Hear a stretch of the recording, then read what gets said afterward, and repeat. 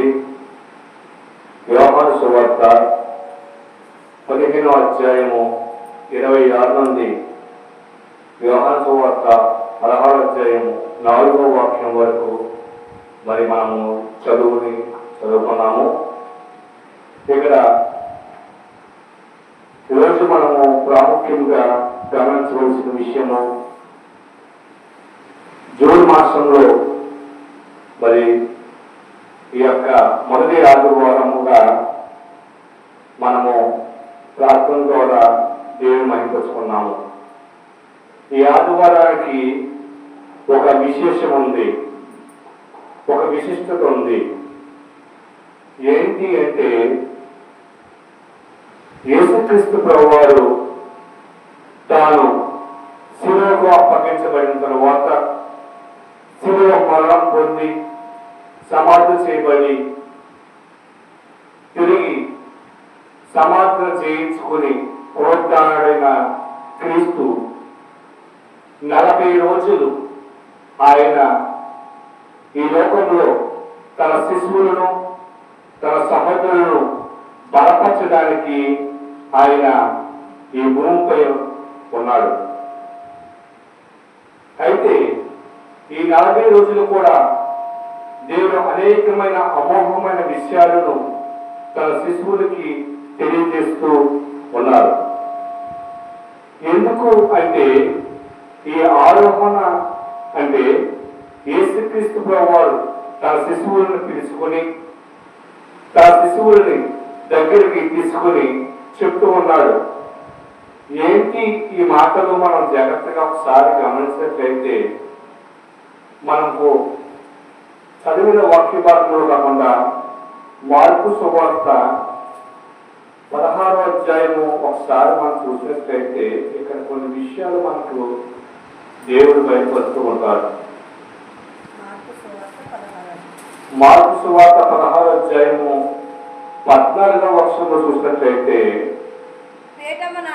పిమ్మట 11 మంది శిశువులు భోజనము కూర్చున్నప్పుడు ఆయన వారు ప్రత్యక్షమై తాను లేచిన తరువాత తాను చూసిన వారు మాట నమ్మినందున వారు అపనమ్మకము కాక నిమిత్తమున వారి హృదయములు కఠినమైన నిమిత్తమున వారిని గద్దించెను. ఇక్కడ 2 విషయాలు మనము అర్థమవుతూ ఉంది. ఏంటి విషయము అంటే అయితే ఈ యొక్క అధ్యాయంలోని ఈ యొక్క 16వ అధ్యాయంలోని చూస్తున్నప్పుడు యేసుక్రీస్తు ప్రభువారు తాను 11 మంది శిశువులు ఆయన తిరిగి లేచిన తర్వాత వాళ్ళందరూ కూడా భయముతో కూర్చుని ఉన్నప్పుడు వాళ్ళ మధ్యకి వచ్చాడు. 11 మంది శిశువులు కూర్చున్నప్పుడు వాళ్ళు వచ్చి దేవుడు చెప్తున్న మాటలు, ఎందుకు మీరు మాట నమ్మిన వారు అపనమ్మకముగా నిలుస్తున్నారు, మీ హృదయాలు కఠినముగా ఎందుకు వచ్చుకున్నారు? మరి మీరు సర్వలోకములకు వెళ్ళి సర్వ సృష్టికర్తకు సువార్త ప్రకటించమని చెప్తున్నాడు. ఎవరైతే దేవుని మాటలు నమ్ముతారో, ఎవరైతే బాప్తిస్మం పొందుతారో నమ్మిన వారు రక్షించబడతారు. ఎవరైతే యేసుక్రీస్తు నిజదేవుడు కాదు, ఎవరైతే యేసుక్రీస్తును విశ్వసించరో, తన పునరుద్ధానాన్ని తన నిత్య జీవాన్ని ఎవరైతే నమ్మకంతో ఉన్నారో వారికి శిక్ష విధింపబడుతుంది. ఇది లేఖనాలు స్పష్టంగా తెలియపరుస్తాయి. అయితే నమ్మిన వారి వల్ల ఈ చూసిన క్రియలు కనబడతాయి. ఏమనగా నా నామమున అంటే ఎవరైతే దేవుని పట్ల విశ్వాసంతో ఉన్నారో, ఏ క్రీస్తు సహోదరుడైతే అంటే చాలా మంది అనుకుంటారు మేము యేసుక్రీస్తుని చిన్నప్పటి నుండి కూడా మా తల్లిదండ్రులు క్రైస్తవులు, మేము క్రైస్తవులమే అనుకుంటుంటారు. కానీ ఇక్కడ దేవుడు చెప్పే మాట ఏంటంటే మీరు క్రైస్తవులుగా ఉన్నారని అనుకోవడం గొప్ప విషయం కాదు. క్రైస్తవుని యొక్క లక్షణాలు, క్రీస్తు యొక్క గుణగణాలు మీలో కలిగి ఉండాలి. ఎప్పుడైతే ఈ క్రీస్తు యొక్క లక్షణాలు కానీ క్రీస్తు యొక్క గుణగణాలు కానీ మీలో లేవో మీరు క్రైస్తవులు కాదు. ఎందుకంటే ఒక క్రైస్తవుడు తనను తాను తగ్గించుకుని జీవించాలి. ఒక క్రైస్తవుడు ఎవరైనా కూడా వారు దూషించినట్లయితే తిరిగి వారిని దూషించకూడదు, వాళ్ళ కోసము ప్రార్థన చేయాలి. ఎప్పుడైతే దేవుడు చెప్పిన మాటలు, దేవుడు చెప్పిన వాక్యాలు గ్రహించుకుని నిజమైన విశ్వాసంతో జీవిస్తారో వాళ్ళు నువ్వు క్రైస్తవుడివి అని నీకు ఎలా అర్థమవుతుంది? నేను విశ్వాసంలో ఉన్నాను కదా అని అనుకున్న సరిపోదు, నీ విశ్వాసము కనబడాలి. ఎలాగంటే ఏదైనా యేసు నామములో ఏదైనా నీవు గద్దిస్తే అది గద్దించాలి. ఉదాహరణకి ఎవరైనా అపవిత్రాత్మ పట్టి ఎవరైనా బాధపడుతూ ఎవరైనా ఇబ్బంది పడుతూ నీ వద్దకు వచ్చినప్పుడు నీవు విశ్వాసంతో యేసు నామములో ప్రార్థన చేసి ఆ యొక్క అపవిత్రాత్మ అంటే దెయ్యం పట్టిన వ్యక్తిని గద్దిస్తే అది వదిలిపోవాలి. ఎవరైనా కష్టంలో ఉండి అయా ఇబ్బంది ఉండి నా పరిస్థితి ఎలా ఉంది అని కష్టం చెప్పినప్పుడు ఆ కష్టం కోసం మనం ప్రార్థన చేస్తే ఆ కష్టానికి దారి కలగాలి. అది విశ్వాసం అంటే. ఏదైనా నా కుటుంబంలో ఆర్థిక ఇబ్బంది, కష్టము, బాధ, భయంకర పరిస్థితులు ఉన్నాయి, రోగాలు ఉన్నాయి, బాధలు ఉన్నాయి, జబ్బులు ఉన్నాయని అని నువ్వు అనుకున్నప్పుడు యేసు నామములో ప్రార్థన చేస్తే అది నీకు స్వస్థత కలగాలి. ఇలా లేకపోతే నువ్వు నిజమైన విశ్వాసము కాదు. ఎందుకంటే యేసు ప్రభు అతను చెప్తూ ఉన్నాడు, పరలోకము చేర్చబడిన దేవుని కుడిపార్శ్వమున ఆసీనుడై ఉన్నాడు. ప్రియమైన సహోదరి సహోదరులారా, యేసు ప్రభు తమ శిశువులకు చెప్తూ ఉన్నాడు. అందుకే యేసు ప్రభు యొక్క మాటలు చాలా శ్రద్ధ కలిగి ఆలకించాలి. అందుకే అపోస్తలుల కార్యాల్లోని ఆయన చివరిగా ఆయన చెప్పిన మాట ఏంటంటే, అపోస్తలుల కార్యాలు మనం చూసినట్లయితే 1వ అధ్యాయం నుండి మనకు కొన్ని విషయాలు కనబడుతూ ఉంటాయి. ఏంటి ఆ మాటలు అంటే, ఇక్కడ అపోస్తలులకు ఏర్పరచుకున్న అపోస్తలులందరూ కూడా పరిశుద్ధాత్మ ద్వారా అభిషేకం పొంది ఆజ్ఞాపించాలి. ఆయన ఏదైతే బోధిస్తున్నాడో ఆ బోధన గురించి యొక్క పౌలు గారి యొక్క అపోస్తల కార్యాల గ్రంథంలో లోకా గారు వివరిస్తూ ఉన్నాడు. ఈ యొక్క మాటలు మనం శ్రద్ధగా చదివినట్లయితే ఆయన శ్రమ పడిన తరువాత 4 దినముల వరకు వారికి కనబడచ్చు. అంటే ఎప్పుడైతే సమాధి నుండి పైకి లేచారో, పునరుద్ధానమయ్యారో ఆయన 40 రోజులు వాళ్ళతో ఉన్నారు. దేవుని రాజ్యం విషయంలో బోధిస్తూ అనేకమైన ప్రయాణాలు చూపిస్తూ తాను సజీవునిగా వారికి కనబడుతూ ఉన్నాడు. ఆయనతో వారు కలిసి జీవించారు. మీరు యెరూషలేముకి వెళ్ళి నా వల్ల తండ్రి యొక్క వాగ్దానాన్ని కనిపెట్టుకోనండి. ఎందుకు ఈ మాట చెప్తున్నాడు దేవుడు అంటే, ఆయన 40 రోజులు వాళ్ళ మధ్య సంచరించిన తర్వాత ఆయన 40వ రోజు ఏం జరిగిందంటే, శిశువులను తీసుకుని కొండ దగ్గరికి వెళ్ళి ప్రార్థన చేస్తూ ఉండగానే ఆయన ఆకాశంలోనికి కొనుక్కోబడ్డాడు. ఎప్పుడైతే ఆకాశంలోకి ఆయన వెళ్తూ ఉన్నాడో అప్పుడు దేవదూతలు వచ్చి చెప్తాయి, ఏ విధంగా అయితే క్రీస్తు పరలోకానికి కొనుక్కోబడుతున్నాడో అదే రీతిగా ఆయన మీ మధ్యకి రాబోతున్నాడు. ఇప్పుడు దేవుడు చెప్పే మాట, మీరు యెరూషలేముకి వెళ్ళి నా వల్ల విని తండ్రి యొక్క వాగ్దానం కొరకు కనిపెట్టండి. ఏంటి వాగ్దానము అంటే, ఇక్కడ మనం చదివిన యోహాను సువార్త 16-15 అధ్యాయంలో కొన్ని విషయాలు మనకు కనపడుతూ ఉన్నాయి. ఏంటి విషయాలంటే 16వ వాక్యం వాక్యంలోని తండ్రి మీ వద్ద నుండి మీ వద్దకు నన్ను పంపబోవు ఆదరణకర్త అనగా తండ్రి వద్ద నుండి బయలుదేరి సత్యస్వరూపున ఆత్మ వచ్చినప్పుడు ఆయన నన్ను గురించి సాక్ష్యమిచ్చెను. ఇప్పుడు యేసుప్రభు చెప్తూ ఉన్నాడు, నేను ఆరోహణం అంటే తండ్రి వద్దకు ప్రయాణించి వెళ్తున్నాను, తండ్రి దగ్గరికి చెప్తూ ఉన్నాను. కానీ నేను మీ దగ్గర 40 రోజులు సంచరిస్తూ ఉన్నాను. ఇక లేనని మీరు భయపడద్దు, బాధపడద్దు. ఎందుకంటే క్రీస్తు యొక్క మాటలు, క్రీస్తు యొక్క బోధలను వివరిస్తూ ఉన్నాడు. ప్రేమైన దేవుని బిడ్డలారా, ఇక చెప్పే చక్కని మాట ఏంటంటే ఆత్మ వచ్చే వరకు మీరు ఎదురు చూడండి. మరి ఈ ఆత్మ ఎప్పుడు వస్తుంది? ఈ ఆత్మ ఎలా వస్తుంది అంటే కనిపెట్టాలి. దేవుని యొక్క వాక్యం కొరకు, దేవుని యొక్క మాట కొరకు కనిపెడుతూ ఉండాలి. ఎన్ని రోజులంటే ఆయన ఆత్మ దిగొచ్చే వరకు. ప్రేమైన దేవుని బిడ్డలారా, దేవుని సంగమా, క్రీస్తు యొక్క 16 అధ్యాయములు మనం చదివాం కదా. 1వ వాక్యము, మీరు అభ్యంతరపడుతూ ఈ మాటలు మీతో చెబుతున్నాను, మీరు భయపడకూడి, దేవుని యొక్క మాటలు మీకు బోధిస్తూ ఉన్నాను, సంపూర్ణమైన జ్ఞానాన్ని మీకు అనుగ్రహిస్తూ ఉన్నాను. ఈరోజు దేవుని యొక్క మాటలను బట్టి, దేవుని యొక్క పరిశుద్ధాత్మ కృపను బట్టి మనము అనేక సత్యాలను గ్రహించాలి.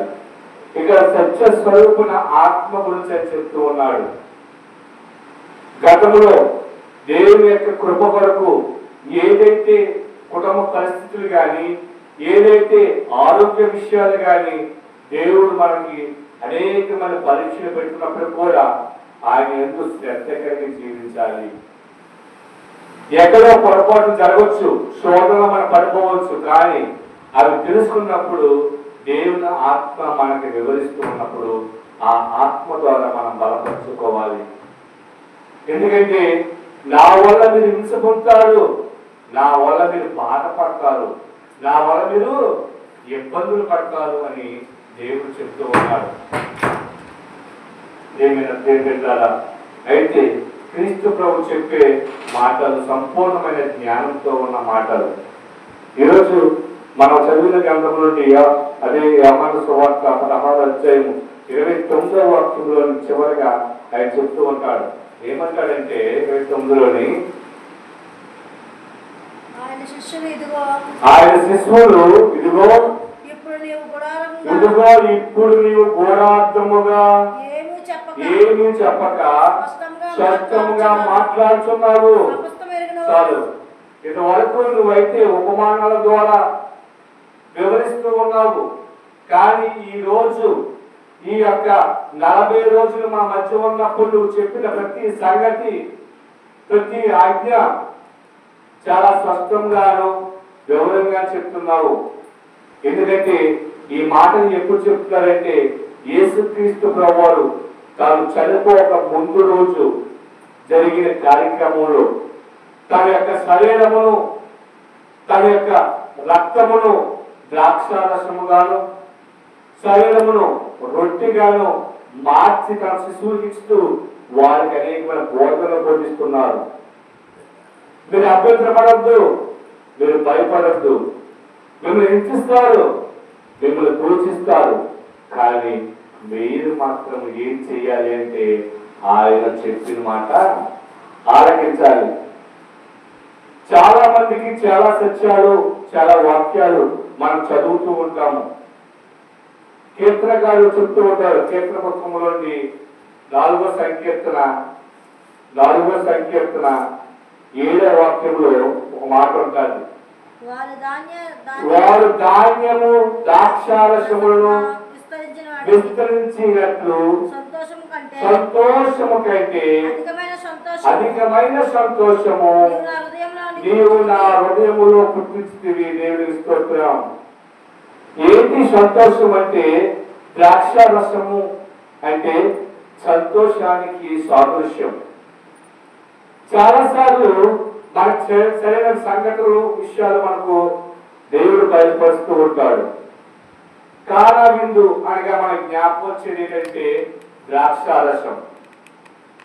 కానా విందు అనగానే ఒక పెళ్లిలో జరిగే సందర్భాన్ని మనకి జ్ఞాపకం వస్తూ ఉంటుంది.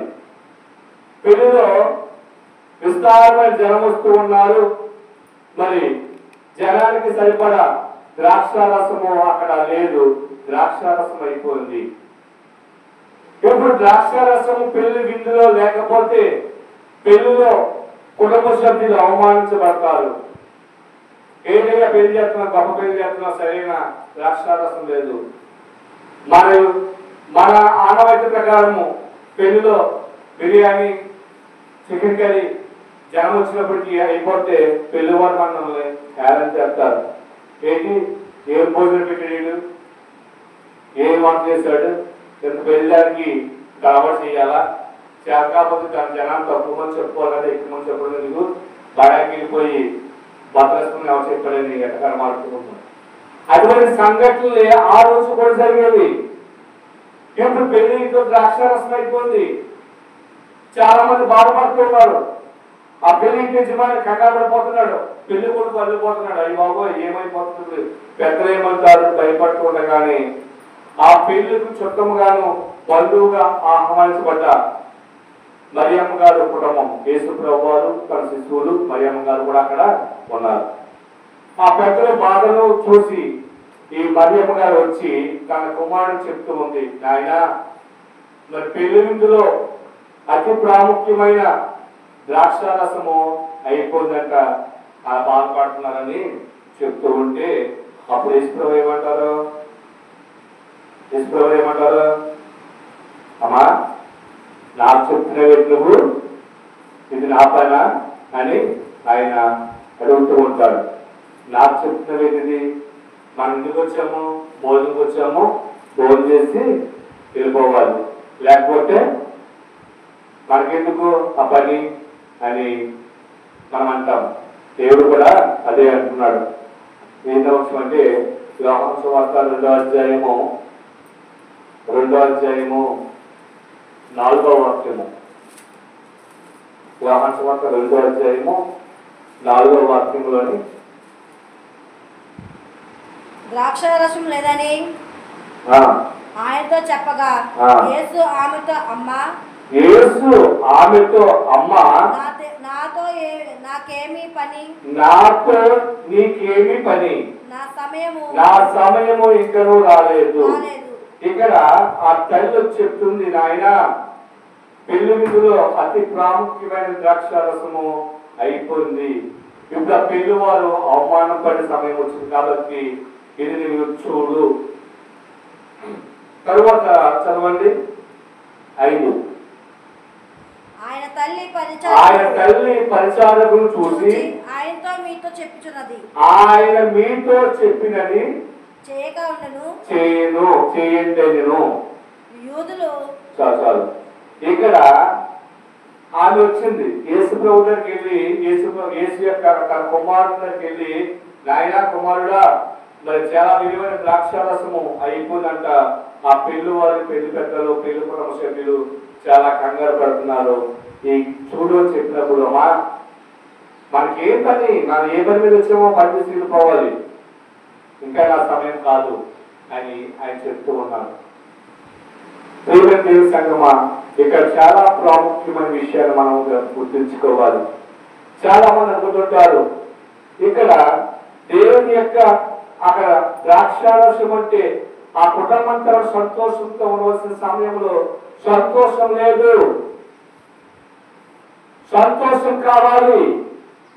ఇక్కడ ప్రాముఖ్యమైన విషయం సంతోషం కావాలి, ద్రాక్షారసం కావాలి. ఇశ్రాయేలు ప్రజలను దేవుడు వినిపించి అనేక సందర్భాల్లో వాళ్ళ హృదయంలో సంతోషం నింపి కష్టాలను బయటకు తీసుకొచ్చి ఆనందంతో మీరు బ్రతకండి, ఇదిగో ఇలా జీవించండి, క్రైస్తవుడు నిజమైన క్రైస్తవుడుగా జీవించండి అని చెప్పి వారి హృదయంలో సంతోషంతో నింపితే అక్కడ సంతోషం లేదు, అయిపోయింది. ఇప్పుడు సంతోషం కావాలి. దేవుడు అనుగ్రహించిన కృప అయిపోయింది. ఆ కృప కావాలి. ఆ కృప ఇచ్చేవాడు ఎవరైతే యేసు ప్రభు వాడు మాత్రమే, మరొకరు లేరు. ఒకవేళ ద్రాక్షారసం కావాలంటే ఒకవేళ కొట్టికెళ్ళి కొని తెచ్చుకోవడానికి సమయం లేదు. ఇంచుమించు ఒక వివాహం జరగాలంటే ఆ వివాహానికి 6 నెలల ముందు ద్రాక్షారసాన్ని నిల్వ చేసుకునే యూదుల సంప్రదాయము. ఇప్పుడు ఎవరు అడిగినా ఇస్తారా ఎవరా? ఎవరు. కానీ ఇప్పుడు యేసు మీదకి వచ్చి అడుగుతున్నారు, మాకు సంతోషం కావాలి. తల్లి చెప్తుంది, ఏమంటుందంటే ఆ తల్లి చెప్తుంది, ఆయన చూసి ఆ పరిచారకులను ఆ పెద్దలను చూసి ఏమంటుందంటే, ఆయన చెప్పినట్లు మీరు చేయండి.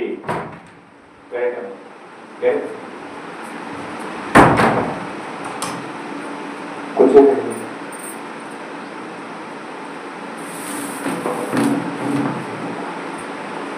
ఆయన చెప్పినట్లు మీరు చేయండి. ఇప్పుడు పరిచారకులు ఆ పెద్దలైన వారు ముందుకు వచ్చారు. ఎక్కడికి వచ్చారంటే యేసు ప్రభువుకి వచ్చారు.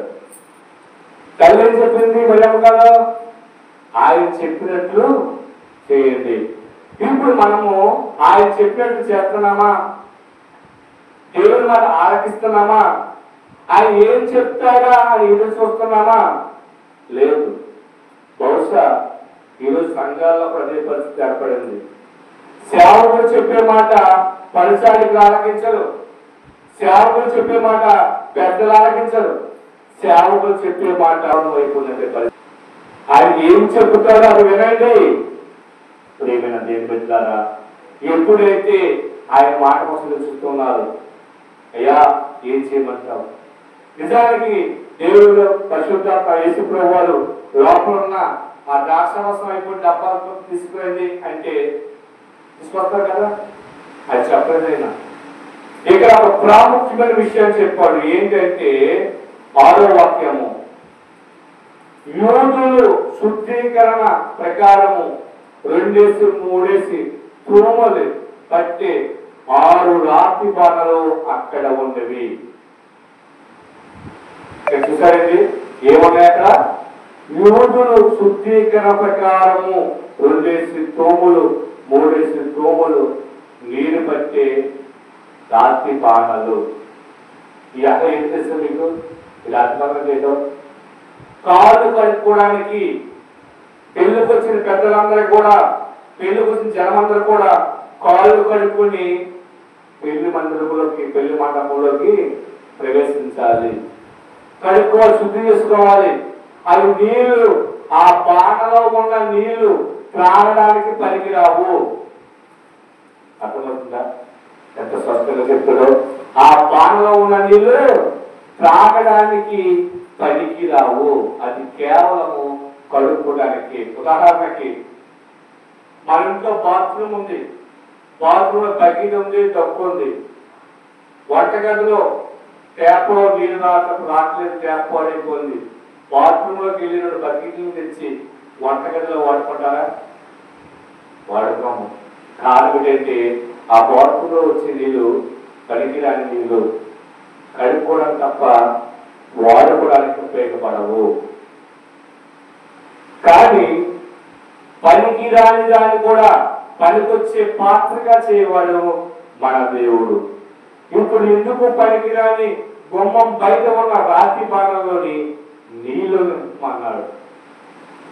ఏ హృదయమైతే పాడైపోయి ఉంటారో, ఏ హృదయమైతే చెడిపోయి ఉంటారో ప్రతి హృదయాన్ని కూడా బాగు చేసే సమర్థుడు మన యేసు ప్రభువు. నువ్వు ఎలా విసర్జించబడుతున్నావేమో, నువ్వు ఎలా తునీకరించబడుతున్నావేమో, అయ్యో నా జీవితం అయిపోయింది, ఎన్నో కష్టాలు బాధలు అనిపిస్తూ ఉన్నాయని ఏ దానికి కనపడుతుంది బాధపడుతున్నావేమో, ఒక్కసారి ఆయన చెప్పే మాట ఆలకించు. ఆ రాతి బాణలోని నీళ్లు నింపమన్నాడు. అర్థం కాలే ఎందుకు కాలు కడుపు ద్రాక్షారసం అయిపోతుందా బాబు? అందరూ జనమంతా కూడా, పెద్దలంతా కూడా సిగ్గుపడి అవమానపడి బాధపడుతున్నారు బాబు అని చెప్తుంటే ఈయనైతే కాలు పట్టుకుంటే బాగా నీళ్ళు నింపమంటున్నాడు అనుకున్నారా? మనమైతే చెప్తాం, బాబు మేము ద్రాక్ష రసం పడుతుంటే నువ్వు బాగా నీళ్ళు నింపమంటున్నావేంటి అని సేవకుని మాట ఎదిరిస్తాం. కానీ ఆయన నోటి మాట ఆలకించాడు. ఎప్పుడైతే ఆ రాత్రి బాణంలో నీళ్లతో నింపారు, ఆ 6 రాత్రి బాణంలో నింపిన తర్వాత ఆయన ఒక పాత్రను తీసుకుని ఆ నీటిని ముంచి ఆ యొక్క ప్రధాన యాజకుని తీసుకెళ్ళి చూడమని చెప్పారు. ఇది అర్థం కాలేదు. ద్రాక్ష రసం చేయాలి అంటే నీళ్ళతో ఆయన ఆడుకుంటానే అనుకున్నారు. ఎప్పుడైతే ఆ నీటిని నింపారో ఆ నీళ్లు కాస్త ద్రాక్షారసంగా మారిపోయింది. దేవుని స్తోత్రం. ఇప్పుడు ఎందుకు పనికిరాని రాతి బాణాలని అందులో నీళ్లు కేవలం కోడలు కడుక్కోవడానికి మాత్రమే ఉపయోగపడతాయి. పనికిరాని నీళ్లను కూడా పనికొచ్చే ద్రాక్షారసంగా మార్చిన దేవుడు ఈరోజు నీ జీవితం నా జీవితం కూడా ఒకవేళ పాడైపోయిందేమో, నా జీవితం అయిపోలేకుండానేమో, ఒక్కసారి ఆయన మాట ఆలకించు. ఆయన ఏం చెప్తాడో గ్రహించు. ఎందుకంటే దేవుడు చెప్పిన మాట ఆలకిస్తే నీ జీవితము ఫలభరితంగా మారుతుంది. అంటే ద్రాక్షారసము అంటే సంతోషము. ఈరోజు నీ కుటుంబంలో సంతోషం లేదేమో, ఈరోజు నీ సంఘంలో సంతోషం లేదేమో, ఈరోజు మన బ్రతుకులో సంతోషం లేదేమో. ఆ సంతోషం ఇచ్చేవాడు ఎవరంటే యేసుక్రీస్తు మాత్రమే. అటువంటి సంతోషాన్ని నువ్వు నింపుకోవాలంటే ఆయన చెప్పిన మాట నీవు ఆలకించాలి. ఎప్పుడైతే ఆయన మాట నువ్వు ఆలకిస్తావో, ఆయన చెప్పింది నువ్వు వింటావో, ఇక్కడ అంటాడైనా అనగా తండ్రి వద్ద నుండి బయలుదేరి వచ్చిన సత్యస్వరూపమైన ఆత్మ వచ్చినప్పుడు ఆయన నన్ను గురించి సాక్ష్యం ఇచ్చును. మీరు మొదటి నుండి నా వద్ద ఉన్నారు కనుక మీరు సాక్షులై ఉండును. ఈరోజు నీవు నేను కూడా దేవుని విషయంలో, దేవుని ప్రణాళికలో మనమందరం కూడా సంతోషం కలిగి ఉండాలి. దేవుడు మన మధ్య ఉన్నంత కాలము కాదు, సత్యస్వరూపున ఆత్మను పొందుకుని ఆత్మ చెప్పే సంగతులు మనం గ్రహించుకోవాలి. ఎప్పుడైతే ఈ ఆత్మ చెప్పు సంగతులు మనం గ్రహించుకుంటామో ఆయన క్రీస్తు రక్తమునకు, క్రీస్తు శరీరమునకు మనకు విలువ దక్కుతుంది. ఈరోజు ప్రభు బలలో పాల్గొన్న మనము, ప్రభు యొక్క రక్తంలో మనం పాల్గొన్న మనము కూడా క్రీస్తుని పోలి జీవించాలి. కేవలము నెల వస్తుంది సంస్కారం తీసుకోవాలని ప్రభు వల్ల శరీరం తీసుకుని వెళ్ళిపోవడమే కాదు, దాని ఉన్న విలువను మనం కాపాడుకుని ఆత్మశక్తి సంగతులు మనం గ్రహించాలి. అటువంటి సంపూర్ణమైన జ్ఞానమును పరిశుద్ధాత్మ కృపను మనకు కుమ్మరించును గాక. ఆమేన్. ప్రార్థన చేసుకున్నాం. స్తోత్రం స్తోత్రం స్తోత్రం. సర్వశక్తి సంపన్నుడా మా ప్రియ పరలోకపు తండ్రి, ఈ పరిశుద్ధ నామాన్ని బట్టి వందనాలు స్తోత్రాలు. గడిచిన గత కాలం అంతా నీకు బలపరిచి నువ్వునైనా ఈ యొక్క నీ మాట ఆలకించడానికి, నిన్ను గ్రహించుకోవడానికి కృపను సమాధానం దయచేయండి. నా మాటల ద్వారా ఎవరైతే ఆలకించారో వాళ్ళ హృదయాలు బలపరచండి. సత్యస్వరూపును ఆత్మను మాపై కుమ్మరించండి. దేవా, ఈ క్రీస్తు కృప ప్రాంగణాన్ని ఆశీర్వదించండి. దేవా, ఎందుకైతే మమ్మల్ని నడిపిస్తున్నామో మాకు తెలియదు, కానీ ఆ యొక్క నడిపించిన విధానంలో బలపరచండి. మా హృదయాలను శుద్ధీకరించే భాగ్యం దయచేయండి. పనికిరాని మా హృదయంలోని పనికొచ్చే పాత్రగా మలిసి సంతోషమైన ద్రాక్షారసంతో మమ్మల్ని నింపండి. యేసయ్యా నీకు వందనాలు స్తోత్రాలు తండ్రి. మా హృదయంలో చీకటిని తొలగించి నీ యొక్క సమృద్ధిని నింపి తండ్రి మాటలను ప్రతి కుటుంబాన్ని బలపరచండి. ఆర్థిక సమస్యల నుండి, ఆర్థిక ప్రణాళికల నుండి కాపాడి ముందుకు నడిపించమని యేసయ్య పరిశుద్ధ నామమున అడుగుతున్నాము తండ్రి. ఆమేన్. ప్రభు వల్ల ఆరాధన చేసుకుందాము. దేవుని యొక్క శ్రేష్టమైన నామాన్ని బట్టి యొక్క క్రీస్తు యొక్క రక్షణను, క్రీస్తు శరీరమును మనం బలపరచడానికి కృపను సమాధానం దయచేస్తాను. నేను యొక్క కృపవతి యొక్క లక్ష్యాలను తన శరీర రక్తములుగా బలపరచుకోవడానికి మన యొక్క